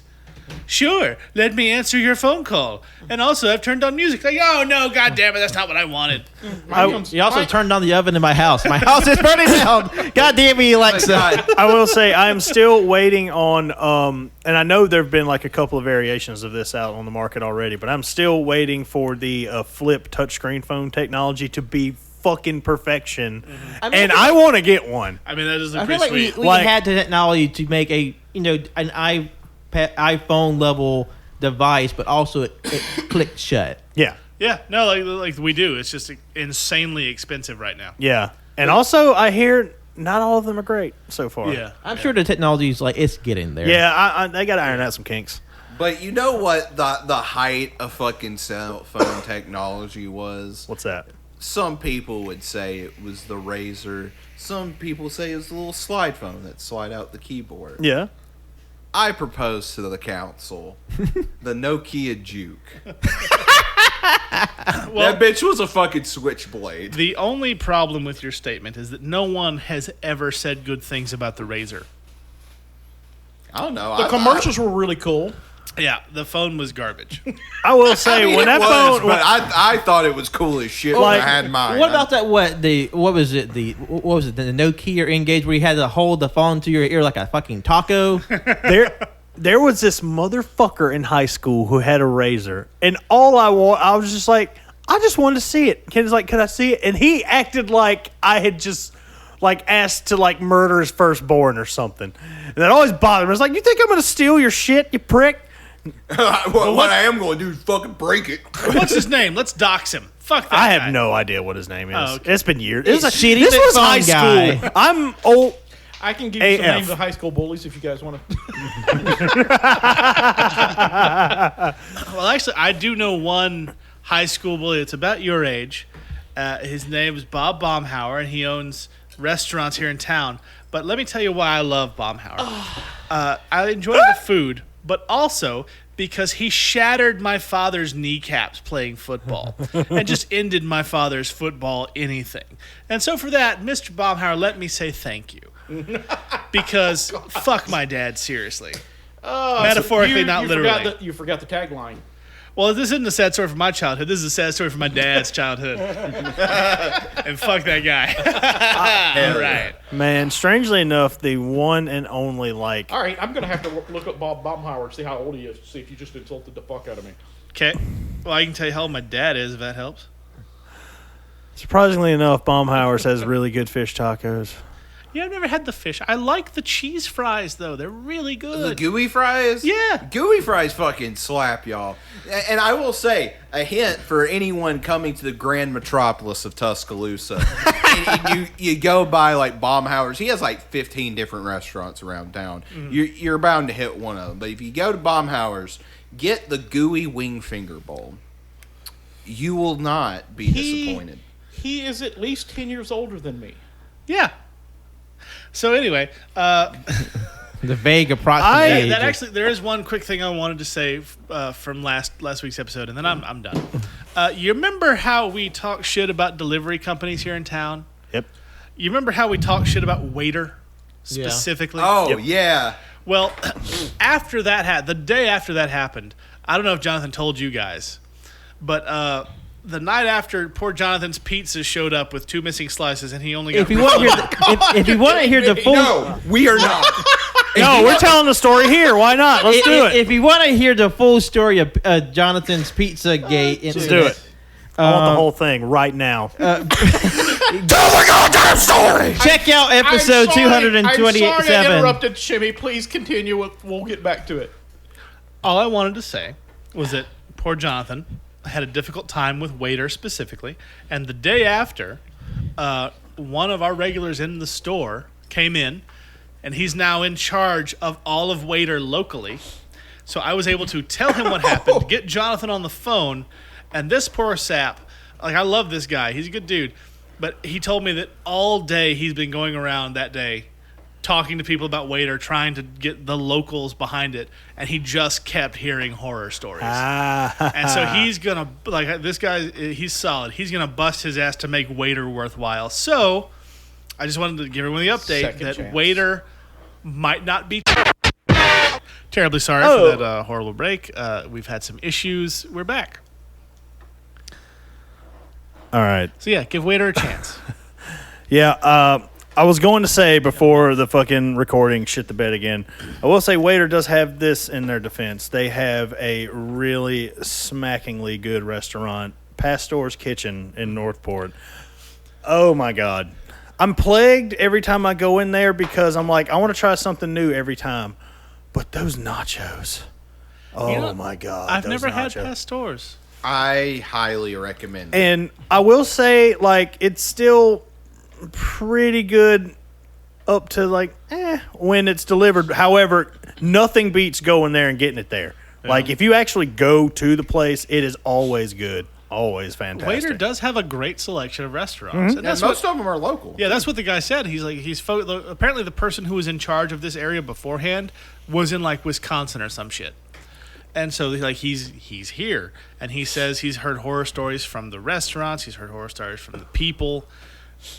And so like hopefully in about a month or so, I told him like, you know, depending on how much he gets done, maybe for our October Wonder Woman thing, like we might have him out there setting up if Waiter's worthwhile again, because like I said, it's the only place you can get a lot of these dishes. That Restaurants. That does make me curious because I really don't know anything about these delivery companies. Like, it just makes me curious. Do they have a home office where the people that are hired on Waiter actually have any kind of training whatsoever, or is it just completely online shit? No, if you have a car that meets the criteria, you can basically sign up right now and just do it. Yeah, That's what I was thinking. So, But quality control would be kind of difficult. Well, like because you're not Uber's- actually seeing your employee. Uber's real harsh with their star ratings and shit. So like if you get bad ratings, you're fucked. Or not even better, if you get like less than like a 5, you can be substantially screwed over. Yeah. But then you've got Waiter, which apparently there was no issues, like no way to have any problem discussed. Then there's Crimson to Go. They're local, like local. You call their helpline, it's a guy sitting by a phone. Well, see, I like that. Yeah. Crimson Go, I've always had good things with them. Yeah. They're just a little too expensive for me, but I've had really good service from them. Yeah. So Swordfish. Yeah, what about Hey, we were talking about a movie, weren't we? All right, I What will about say, I genuinely do have some positive things to say about it. The look on Cannon's face is my favorite. No, I'm not looking at Jonathan. I'm staring daggers at Otto. You weren't even there, you motherfucker. Yeah, Otto's not looking through. Auto is in Angie mode. But during that really boring scene, the hacking that was bad. That was bad. Look, I have a positive it's bad. thing. They're in that really boring scene. I want to talk about building that. up to the positive, damn it. So that one scene, the hacking montage scene, I won't add the adjective boring, but and I don't know why they did, this is another choice where I'm like, why? But it's kind of, it's kind of pleasant. Was the purple and green lighting? Yeah, no, you did say during the scene that you liked the lighting choices for that The particular Scooby-Doo moment, yeah. lighting. It inspired streamer lighting. I mean, you know what? Fucking might have. Yeah. Swordfish. Big predicted old, E girls. like fucking like purple, just neon in your face at all times. Yeah, and then there was another scene that had like some like really cool like color contrast in it too. But- I will say that is probably a relic of the 2000s that would probably ease well in today's culture. How like we really like the neon, the fairy lighting that we like how we have that in the house. Yeah. And I think Oh, yeah. that's. I like what I like this Green Goblin Mardi Gras shit they have right now. We still have some in a box, and I'm just a lazy fuck and won't put them up. I want to, I just haven't done it. I just can't get over how the 1-2 punch of. I want to say something positive about the movie during that really boring scene. I will say, to be fair, young Canon, this is 2001 Canon. I'm still just like living that high of the greatest WrestleMania of all time, WrestleMania 17. That's a weird way to say that. That's the right way to say it. We're not having this conversation. This is my show. It's my turn to goddamn talk. No, I'm just kidding. But yeah, fucking. Young Cannon riding the high during the hacking scene. Gannon went to sleep. Wake up! Oh fuck! Oh god! Sorry, I'm really tired. It is Anyway, 11:30. I don't know why that twist, the whole twisty turvy part of it, like young me ate that shit up. Like I'm just like, wow, that's fucking cool. Like, and again, I may have mentioned this earlier. My uncle owned this VHS, and I watched it, and he gave me shit for watching it, and I'm just like, it's yours. You're the one who bought this with your own money, dude. You made me bought put it in In the his- VCR and press play. In his defense, I have bought a lot of shitty movies. I mean, I have too. Oh, same here. Yeah. I haven't. Yeah, but I wouldn't make fun of somebody for watching one of the shitty movies that I own. Like, I would. That being said, It's like, why are you watching my Swordfish movies in my house? is on the way. Yeah. No, it's not. I'm kidding. The Blu-ray, You already own the 4K Fanatic, Ultra why not? HD. I mean, I do own the Fanatic. God, you remember I bought it twice. I also rented it and watched it while I was exercising. You gave that man money. Twice. Yep. It's fine. It's the Canon most expensive always coaster I commits own. to it. Yeah, I mean, I do commit to Do you some hate biddies. yourself a little bit or something? Yeah, actually, Frank, if you want to go there, yeah. I mean, if you I'm want to. sorry. If we're getting real here, yeah. If there's anything you want to talk later, I'm free. We can always go skeet shooting. I'll offer I'll- you some support. Straight shoot with candy, pew pew. I suck. you bring the Fanatic. I'll bring my copy of Rocky 5. We'll just launch it in the air and shoot it. Just like skeet shooting. Yeah. Because I own Rocky man. 5 because it was part of the box set. Is there any way we can launch it while it's still in the case? Because I feel like that would have a better effect than just the disc. Look, That y'all would be fun. you let me know when that happens, and I'll bring my Ghost Rider Spirit of Vengeance. Well, we gotta watch that Yeah, we're first, gonna and need then that we're for gonna fucking- October. You have it too. I don't have it. Do you not own that? I do not own that. Like Pat reminded Really? Wow. Pat reminded me of a movie ages ago. You may or may not have brought. I don't know if this was on or off the pod. It may have been both. But Swim Fan.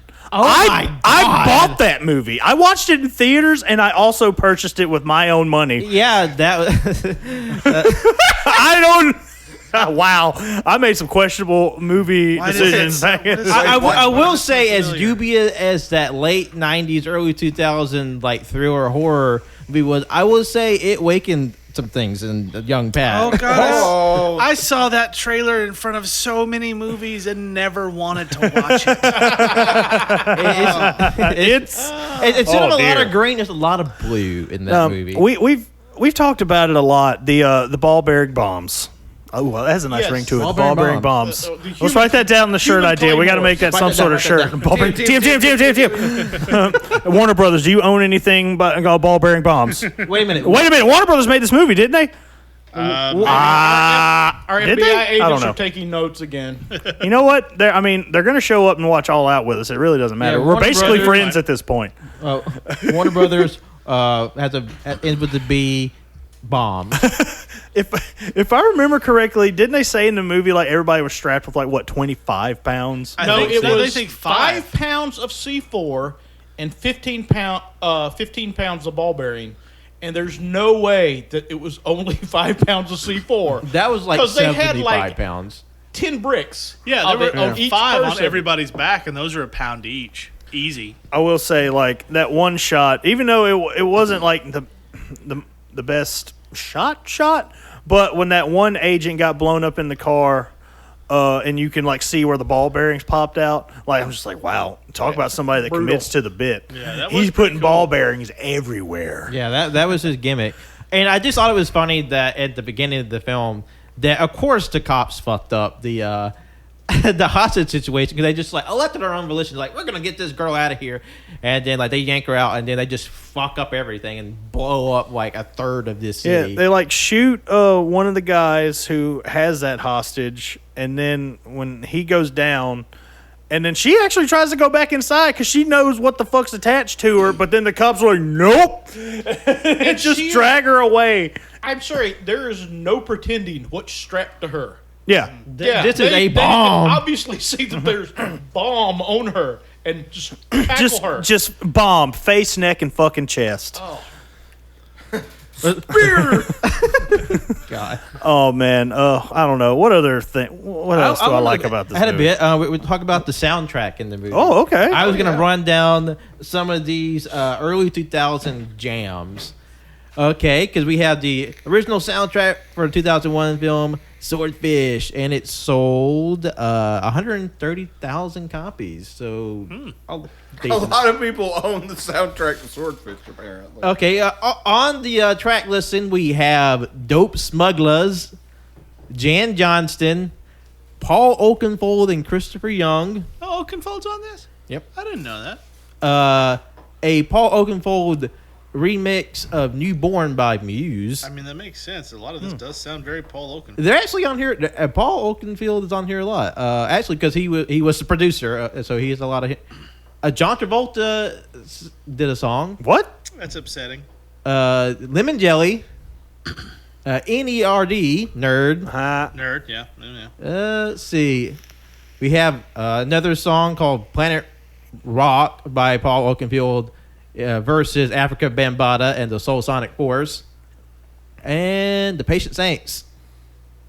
Oh, interesting. I have no idea who any of those people are. I know of Africa Bambaataa, but Those are definitely words to me. definitely not in the best light. While he is a very well-known African American musical performer, he has some serious demons in his closet. NERD is probably the only one that I know. I feel from like that entire Muse list. is the Muse odd man too, out for yeah, this. Muse. Like I feel like Muse is definitely like the one on this list that makes you go, that was unexpected. I don't know. Like their music is. I mean, granted, it's not that electronica or whatever, but It has they a lot do have a lot of electronic- elements to it. And it was a remix. I'm just Yeah. like, it's just.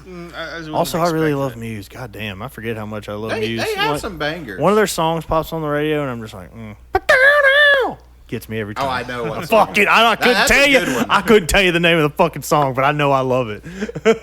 That Muse song that goes. Yeah, that one. That's the name of the You song. all know. The one, the Muse, the one that goes. You were the bane of the DJs back in the day. People would call up, can I request this song? It's by Muse, and it goes. Hey Google, what's that? I will have you fucking know the one and only time I have ever called a radio request line was around 5 years ago when I first moved here. Because there was a radio station that actually played like some music I like. Well, for a while until it inevitably turned into just another classic rock station. Oh, yeah, I'm pretty But- sure I know which one you're talking about. I called in, and you know what? They didn't play my fucking song. Oh. You know what? And that's when I said, I'm never calling back. All right. Okay, Google. What's that Muse song that goes? Oh my God. I hope this works. As we sit around silence, waiting for a response. He did not know what the fuck. Let me see if my Google's better than your Google. It just popped up a face that looks at you like you're an idiot. Okay. His phone just flipped him off. What is the Muse song that goes? That's I don't think that's it. What is the Uprising. Muse song that goes? "Bow, bow"? I think it's This is- Uprising. I'm getting madness. That's what he got. I don't know what's happening right now. But I think that one you're talking about is Uprising. I don't know. Maybe. I don't know what's I'm not the happening biggest anymore. Muse fan, so this, I can't tell you. it's fine. We'll find out. Wait, I'm after. getting a text from my FBI agent. It's obviously. Wait a second. I don't recognize that song. Never mind. Well, my FBI agent said it was OMC's How Bizarre. Oh, what an episode this has been. So What far. a day! Oh, what a day! What a day. I'm so tired. Yeah, I think it might be time. We're screaming lyrics and noises into our phones. I think it's time to call it. You know, Yep. we had a time. I like that. Just and then like 8 seconds of silence. And you know what? We didn't even go over like the ending twist. We should briefly mention that. All right, so here's the thing. John Travolta and gets away on a helicopter, and then Hugh Jackman gets a RPG and shoots the helicopter. But it's on something else we didn't mention earlier in the movie when while he's hacking and he's searching the wine cellar, he finds a body double of John Travolta, and he thinks it's John Travolta, and then he runs into John Travolta, and that's just like forgotten about for a while. And later we find out that it was just that particular dummy in the helicopter that was burnt to a crisp that had, strangely enough, the exact same dental records forged on this person. And then the end, it's just John Travolta and Halle Berry with all the monies, and the bad guys win, and the end. Also, Hugh Jackman got $10 million and Yeah. got his kid and He got to just ride off. He into the did get sunset. $10 million, and his kid got over the death of her mother. I mean, granted, she did have a shitty mother. Let's Well, be real. it did say a couple of news stories of where he was using the money to assassinate terrorists. And then it blew up a Travolta, boat. not Jackman. Yeah. Travolta. We saw the boat, the explosion that he set in Monte Carlo after the money thing. And briefly, for those of you still listening, if you're wondering where Hugh Jackman got the RPG, Travolta and his bad guys just had them. On the bus. I don't think On it the matters anymore. I'm just saying, like that, like because that's sort of like he just gets an RPG. Like if I were still listening, I'd be like, well, hang on. But no, they just had them and they took them with him, almost as if Travolta was expecting boom. Yeah. And made very sure to show it through the entire Like bus. he had to have known. Hey, we have RPGs. So that's the level 40 chest that John Travolta was playing. Yeah, they're in the trying movie. to He's show you playing, that like- Travolta has planned all of this. The That's more like 69,420 D chess. the moral of the story, ladies and gentlemen, is misdirection. I mean, Misdirection. I was a little like, okay, Everything they is actually had the misdirection. bad guys win, but apparently that kind of feeds back into that bullshit he was talking at the beginning of the movie about Dog Day Afternoons. Like, wouldn't it have been better if the bad guys got away, even though like that movie is based off a true story and that couldn't have happened. But then that kind of feeds back into how the movie itself ends, even though there's an alternate ending where Hugh is like actually siphons the money away from an unsuspecting Halle Berry and John Travolta on their getaway cruise, whatever. Yeah. I remember that, like, as we were watching the movie, like, those two endings kind of blended to me. Like, when I saw Hugh Jackman in the diner, I was halfway expecting him, just finished fucking him over. But I forgot, they legit get away. And before we wrap all this up, we always like to remind people that Thomas Jefferson is an insufferable prick. But also, we would like to remind everyone that he, in fact, did not shoot a man on the White House lawn for treason, which was said by John Travolta in this movie. Yeah. Because, the senator character in the movie turned his back on John Travolta, and, of course, John Travolta landed in a helicopter while the senator was fly fishing and spoke that bullshit and then murdered him. Yeah. And So that, did he just pull that out of his ass? yeah, no, it became a myth that's been perpetuated through these 20 years, and it started by this stupid movie.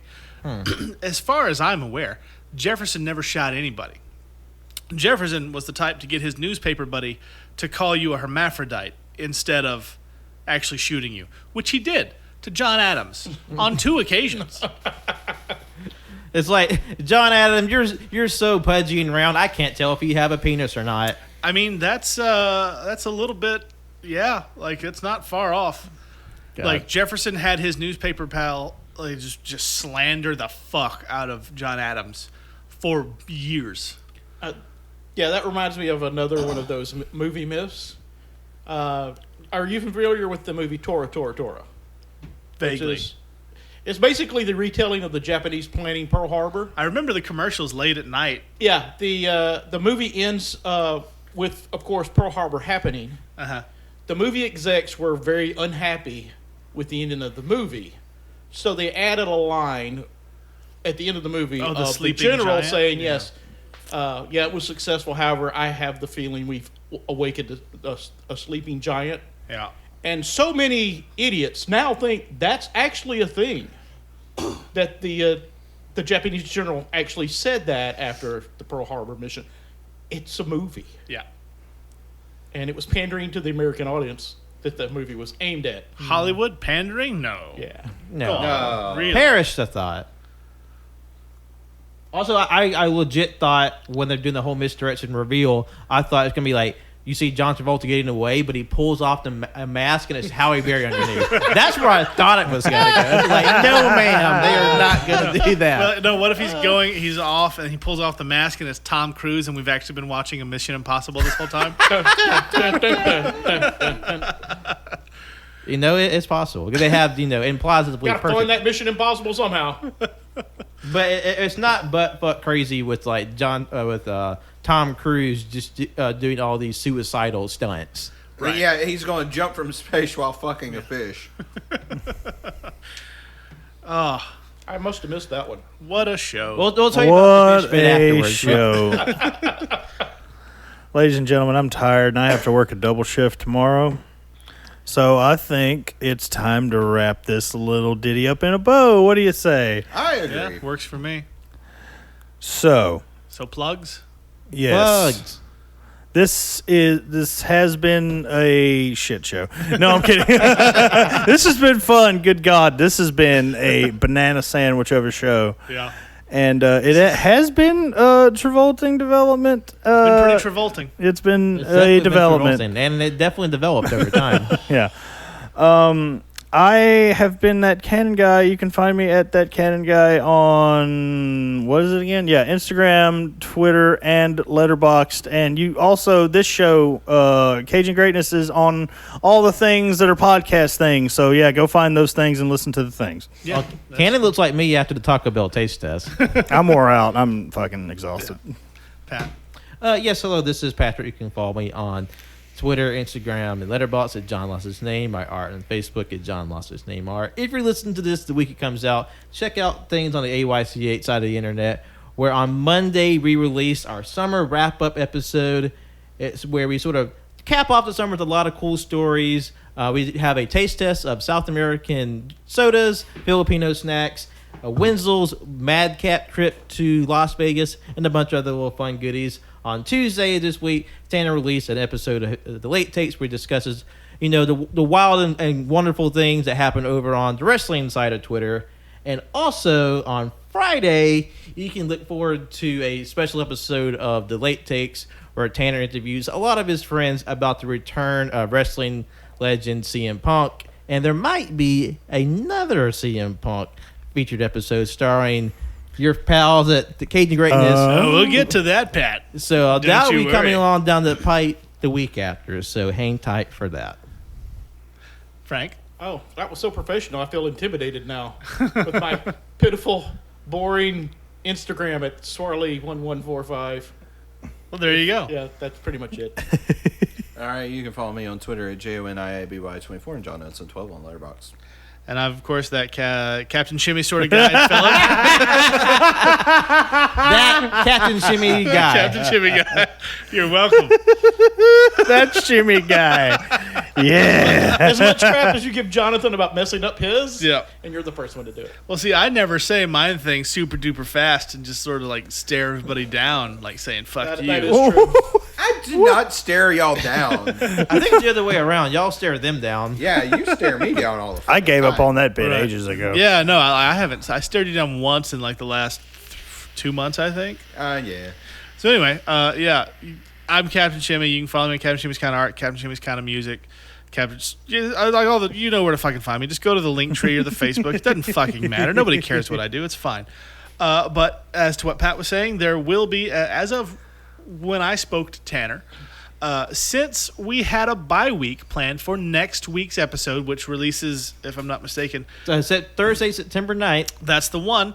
And because our CM Punk segment with Tanner ran, I know this is going to come as a shock, it was over long and completely off the rails. He wanted to do 20 to 30 minutes, and we did an hour 10. And only about 40% of it was about CM Punk. So, because we're cross-promoting and because we had a bye week where we weren't going to have an episode, we're just going to do a fun little thing where we both release the episode on September 9th on both of our respective channels. So, if you're listening to this on the day it comes out or anytime before the following Thursday, September 9th will be the special Cage Take CM Punk edition where we argue about donuts and shit. So it should be fun. And my favorite part of that was that, Pat, you were the one who really sort of spearheaded the, hey, we should be on the CM Punk thing with you, Tanner. And then you were busy that episode. Oh, yeah, blame me for So it was, my sister's birthday happening. yeah, I mean, look at you with your quote-unquote happy family that quote-unquote love and support each other. I guess I'm just a goddamn unicorn in this town. So, yeah. It was just me and Cannon and John and Tanner, and we had a grand old time. So look for that next week. Oh man, that's gonna be a hoot to listen back to. Yeah, I'm excited for that. And again, for the two of you still listening, we want to say thank you for enjoying this episode of Travolting Development or not enjoying it. I don't care. Thanks for listening. We get the views either way. Fuck you. We got your praise, man. We gotcha. And yeah, have a good day, have a good night, have a good whatever, and go watch Swordfish. And don't let anyone revolt your development. Right. Never let anyone revolt your development. I was actually gonna bring that back tonight. Yeah. Good night, everyone. Good night. Good night. I shitted. It's a Travolting development. His movies are kinda shit. 15 years without a hit. Hey! It's John Travolta